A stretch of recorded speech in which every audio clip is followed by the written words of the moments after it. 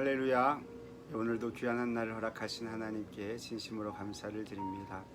우리 귀한 성도님들, 오늘 하루를 시작하실 때에 말씀과 기도로 시작하셔서 하나님과 동행하시고 삶의 현장 가운데에 하나님께서 허락하신 기쁨과 행복과 축제를 마음껏 누릴 수 있기를 소망합니다. 오늘 우리에게 주신 하나님의 말씀은 이사야서 36장입니다. 이 36장과 37장은 주전 701년 아수르 왕 사네립이 히스기야 왕 때에 예루살렘을 침략한 사건을 배경으로 해주고 있습니다. 통치 초반에는 아버지 아하스의 정책을 따라서 히스기야 왕이 아수르 정책을 폈지만 통치 중반부터는 아수르에서 벗어나려고 여러 가지 기회를 엿보게 되죠. 그러다가 주전 705년에 아수르 왕 사르곤이 죽고 그의 아들 사네립이 왕 위에 오르게 됩니다. 이 어수선한 분위기를 타서 남서쪽에서는 봉기가 일어나게 되고요. 그때 마침 히스기야도 반아수르 정책을 펼치면서 그동안 바쳐왔던 조공을 바치지 않게 되죠. 아수르 왕 사네립은 이 봉기를 들었던 주도적 역할을 했던 그 나라들을 점령하게 되었고요. 마침 이제 주전 701년에 유다의 히스기야 왕을 목표로 하여서 유다 모든 지역을 점령하게 됩니다. 그리고 예루살렘만 남게 되죠. 이 아수르 자료에 의하면 사네립이 46개 요새가 되는 성읍들을 점령하였고 히스기야는 새 장에 갇힌 새처럼 완전히 고립되었다, 그렇게 기록하고 있어요. 이때가 바로 히스기야 왕 14년의 해입니다. 1절을 한번 보실까요? 히스기야 왕 14년에 아수르 왕 사네립이 올라와서 유다의 모든 견고한 성을 쳐서 취하니라. 그때 이 아수르의 왕 사네립은 라기스에서부터 랍사게를 예루살렘으로 파견하게 됩니다. 그래서 예루살렘에서도 사람 3명을 보내게 되죠. 그 내용이 2절 3절에 기록되어 있어요. 아수르 왕이 라기스에서부터 랍사게를 예루살렘으로 보내되 대군을 거느리고 히스기야 왕에게로 가게 하매 그가 윗모수도 곁 세탁자의 밭 큰 길에 섬에 hil기야의 아들 왕궁 맡은 자 엘리야김과 서기관 셈나와 아삽의 아들 사관 요아가 그에게 나아가니라. 그리고 이어지는 4절에서 21절 말씀은 유다를 향한 조롱 그리고 이간질뿐 아니라 협박의 내용들이 담겨져 있습니다. 먼저 4절에서 10절 말씀을 보시면 랍사게의 조롱이 담겨져 있는데 조롱의 내용은 이렇게 시작합니다. 내가 믿는 바 그 믿는 것이 무엇이냐? 너희가 싸울 계략과 용맹도 없으면서 말로만 싸우는구나, 이렇게 시작을 해요. 그러면서 랍사게는요, 히스기야가 도움을 줄 것이라고 기대하고 있던 애굽이 어떠한 곳인지 그 실체를 폭로해 줍니다. 6절을 보실까요? 보라, 내가 애굽을 믿는도다. 그것은 상한 갈대 지팡이와 같은 것이라. 사람이 그것을 의지하면 손이 찔리리니 애굽 왕 바로는 그를 믿는 모든 자에게 이와 같으니라. 또한 히스기야의 종교 정책을 비판하기도 합니다. 7절입니다. 혹시 내가 내게 이르기를 우리는 우리 하나님 여호와를 신뢰하노라 하리라마는 그는 그의 산당과 제단을 히스기야가 제하여 버리고 유다와 예루살렘에 명령하기를 너희는 이 제단 앞에서만 예배하라 하던 그 신이 아니냐 하셨느니라. 뿐만 아니라 히스기야의 무능력도 조롱하게 됩니다. 그래서 아수르 왕과 내기를 하라고 이야기하죠. 2,000마리의 말을 줄 테니 탈 수 있는 사람을 데려와라, 그런 이야기죠. 8절 말씀입니다. 그러므로 이제 청하노니 내 주 아수르 왕과 내기하라. 내가 내게 말 2,000匹를 주어도 너는 그 탈자를 능히 내지 못하리라. 예루살렘은 어떤 수단을 써서라도 아수르 왕을 이기지 못할 뿐만 아니라 작은 군대 장관을 보내도 결코 이길 수 없다라는 것을 이야기해주고 있습니다. 뿐만 아니라 현재 상한 갈대 지팡이에 불과한 애굽이 절대로 너희를 도와주지 않을 것이다 라는 것을 이야기해주는 것이죠. 9절입니다. 그런즉 내가 어찌 내 주의 종 가운데 극히 작은 총독 한 사람인들 물리칠 수 있으랴. 어찌 애굽을 믿고 병거와 기병을 얻으려 하느냐. 더 나아가서 이 랍사게는요, 사내립이 예루살렘 원정을 오는 것은 자신들이 따르고 믿는 신에 의한 것이 아니라 이 유다 백성들이 믿고 있는 하나님의 뜻이다 라고 이야기하면서 유일신 신앙을 가지고 있던 유다 백성들의 마음을 흔들고 혼란에 빠뜨리게 하려는 것이죠. 10절 말씀이에요. 내가 이제 올라와서 이 땅을 멸하는 것이 여호와의 뜻이 없음이겠느냐. 여호와께서 내게 이르시기를 올라가 그 땅을 쳐서 멸하라 하셨느니라 하느니라. 유다의 사신들은 랍사게의 도발적인 이야기로 인하여서 사람들이 요동하게 될까봐 요청하게 됩니다. 당신이 말할 때 유다 방언으로 하지 마시고 아람말로 하십시오. 우리가 아람말로 알아들을 수 있으니 제발 아람말로 해주십시오 라고 요청하죠. 그런데 이 랍사게는요, 모욕적 표현으로 거절하게 됩니다. 11절 12절입니다.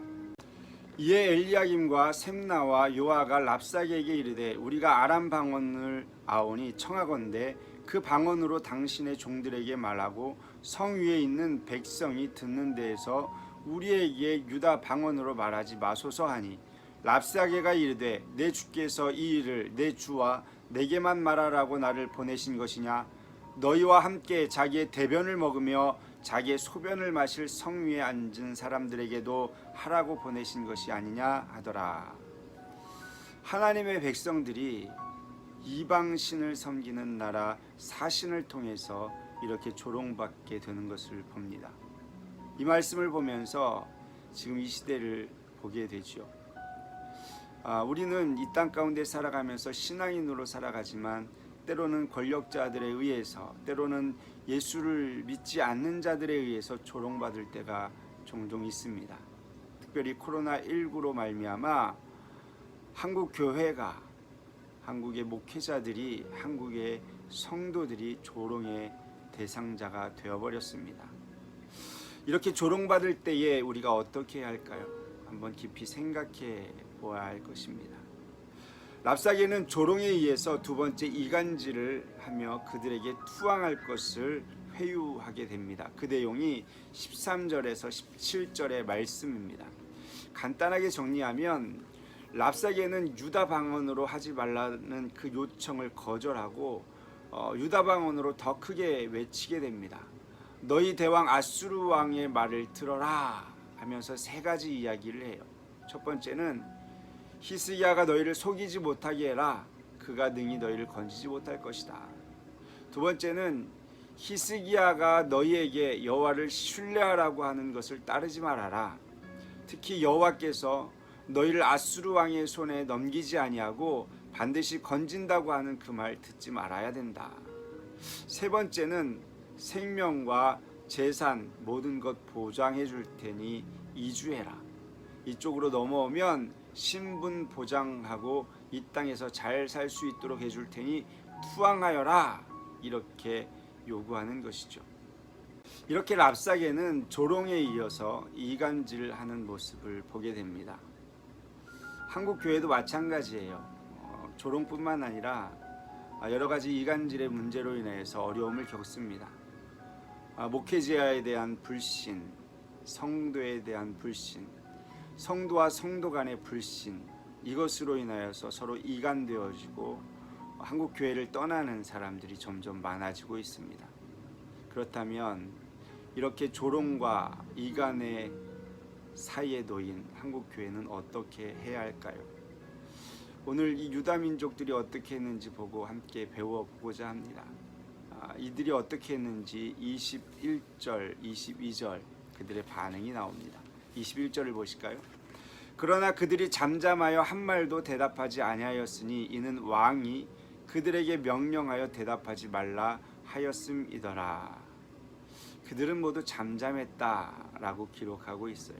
잠잠하다라는 것은 벙어리가 되었다라는 것이죠.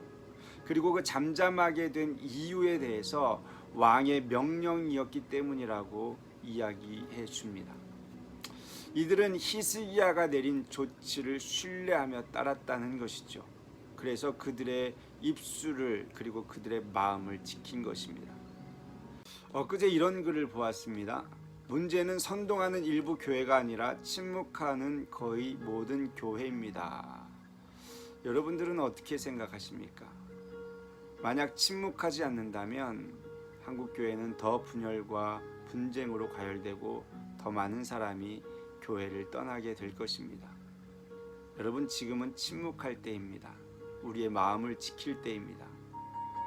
대신 이를 위해서 우리의 가슴을 찢을 때이지요. 사절단으로 갔던 세 사람이 히스기야에게 돌아오면서 했던 행동은 바로 옷을 찢는 것이었습니다.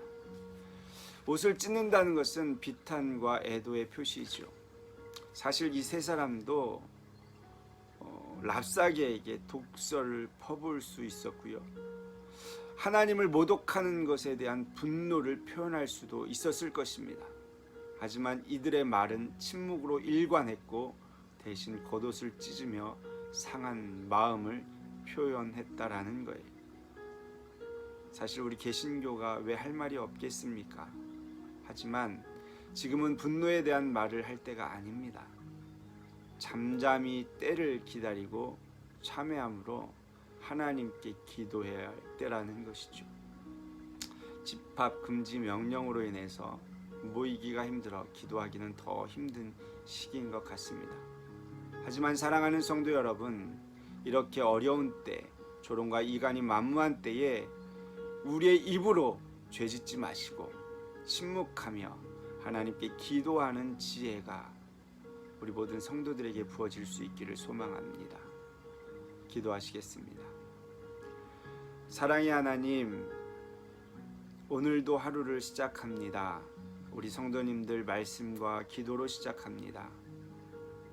말씀이 우리 마음 가운데 새겨지고 생명되게 하시고 기도할 때에 주님의 마음을 품고 기도하는 성도님들 되게 하여 주시옵소서. 한국 교회가 조롱당하고 또한 이간거리가 될 때마다 분노하며 아파하는 것을 뛰어넘어 우리가 기도할 수 있는 하나님의 사람들 되게 하여 주시옵소서. 말씀을 기억하며 기도할 때 성령 하나님 우리와 함께 하여 주시옵소서. 감사드립니다. 거룩하신 예수 그리스도의 이름으로 기도드렸사옵나이다. 아멘. 오늘도 말씀을 기억하시면서 기도하실 때에 이어지는 30분의 시간 함께 꼭 기도하시고 하루를 승리하며 살아가는 복된 성도님들 되기를 소망합니다.